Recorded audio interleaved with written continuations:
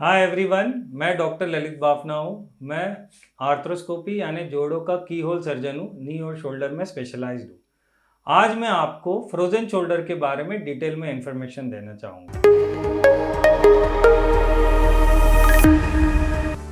Frozen shoulder होता क्या है? Frozen shoulder basically shoulder joint के कैप्सूल की बीमारी होती है।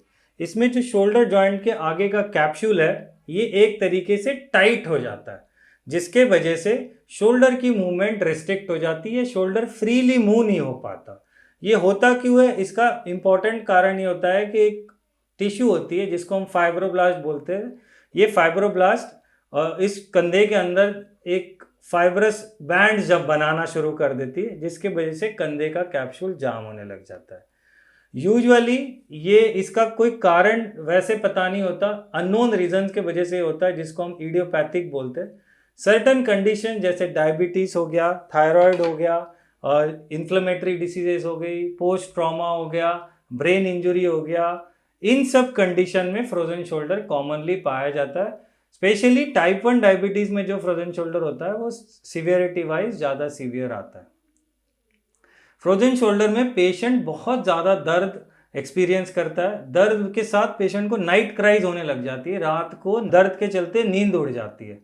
उसके अलावा पेशेंट की ग्लोबल रिस्ट्रिक्शन ऑफ मूवमेंट यानी कंधा सारे मूवमेंट्स उसके रुक जाते हैं।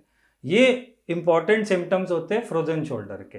फ्रोजन शोल्डर में अगर जब कोई डॉक्टर एग्जामिन करता है पेशेंट को, तो पेशेंट की एक्टिव यानी पेशेंट खुद भी कंधा नहीं उठा पाता, और जब डॉक्टर कंधा उठाने की कोशिश करता है तो पैसिव मूवमेंट भी रिस्ट्रिक्टेड हो जाती है। यानी एक्टिव और पैसिव मूवमेंट रिस्ट्रिक्शन के वजह से कंधे की मूवमेंट बंद हो जाती है। इसके चलते हम फ्रोजन शोल्डर का डायग्नोसिस बनाते हैं।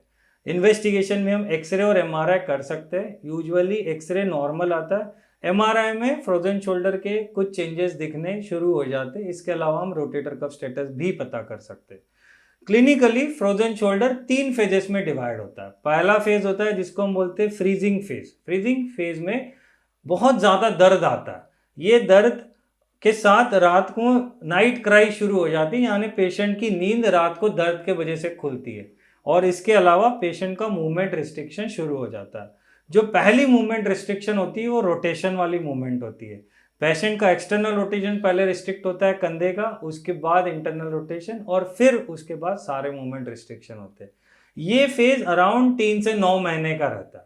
इसके बाद आता है फ्रोजन फेज। फ्रोजन फेज में पेन थोड़ा कम हो जाता है, बट मूवमेंट रिस्ट्रिक्शन बढ़ जाती है। सिवियरिटी ऑफ मूवमेंट रिस्ट्रिक्शन ज़्यादा होने के वजह से पेशेंट अपने डेली के काम जैसे बाल बनाना, टॉयलेट के एरिया तक हाथ पहुंचना, बटन बांधना या कपड़े पहनना, इसमें बहुत ज़्यादा मुश्किल पाता है।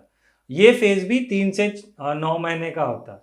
और इसके बाद जो आखिरी फेज है जिसको हम बोलते हैं थ्रोइंग फेज, इसमें पेशेंट का पेन कम होने लग जाता है, कैप्सूल अपनी लैक्सिटी गेन करने लग जाता है, और पेशेंट की मूवमेंट इंप्रूव होती है। फ्रोजन शोल्डर का ट्रीटमेंट 3 हिस्सों में डिवाइडेड है। पहला हिस्सा है मेडिसिन, दूसरा हिस्सा है एक्सरसाइज, और तीसरा हिस्सा है सर्जरी। मेडिसिन यूजुअली हम पेन किलर मेडिसिन आइबुप्रोफेन, नाप्रोक्सेन या डाइक्लोफेनेक देते हैं। उसके साथ हम लोकल डाइक्लोफेनेक जेल दे सकते हैं, या पैचेस आते हैं, पेन किलर पैचेस आते हैं, वो हम लगा सकते हैं। इसके अलावा पेन कंट्रोल करने के लिए इंट्रा आर्टिकुलर स्टेरॉयड इंजेक्शन भी दिया जाता है, जिसके वजह से कंधे के अंदर की सूजन कम हो जाती है। सेकेंड ट्रीटमेंट होती है एक्सरसाइज। एक्सरसाइज फ्रोजन शोल्डर में जो हम घर बैठ के कर सकते हैं, इसका एक डिटेल वीडियो मैंने आप बनाया हुआ है, और वो आपको मेरे यूट्यूब चैनल पे मिलेगा। प्लीज़ आप उसको देखिएगा और उसको अब फॉलो करके घर पे एक्सरसाइज करिएगा। फ्रोजन शोल्डर की main stay of treatment is exercise. Exercise with pain control, इससे हम 90 to 95% पेशेंट ठीक करते हैं। सर्टेन ग्रुप ऑफ पेशेंट होते, कुछ ऐसे पेशेंट होते जिनमें फ्रोजन शोल्डर डिस्पाइट पूरा एक्सरसाइज करने के अलावा या पेन कंट्रोल करने के बावजूद भी मूवमेंट गेन नहीं होता और डेली की लाइफ अफेक्ट होती है। उस स्मॉल पेशेंट सबसेट में हम सर्जिकल ऑप्शन देते हैं। सर्जिकल में जो मिनिमम सर्जिकल है, जिसमें हम हाइड्रोडायलेटेशन करके एक प्रोसीजर होती है, जिसमें नॉर्मल सलाइन हम कंधे के अंदर इंजेक्ट करते हैं 40 to 90 ml, जिससे कंधे को हम फुलाने में मदद करते हैं और जो बैंड बने हुए हैं वो टूटने में हेल्प होता है। और जो एक्चुअल सर्जरी है वो है की होल सर्जरी, आर्थ्रोस्कोपी सर्जरी, जिससे हम कंधे के बैंड रिलीज करते हैं, कंधे की कैप्सूल रिलीज करते हैं और मूवमेंट गेन करते हैं। फ्रोजन शोल्डर बहुत ही पेनफुल कंडीशन है। टोटल 1 से 1.5 साल का इसका नेचुरल कोर्स है।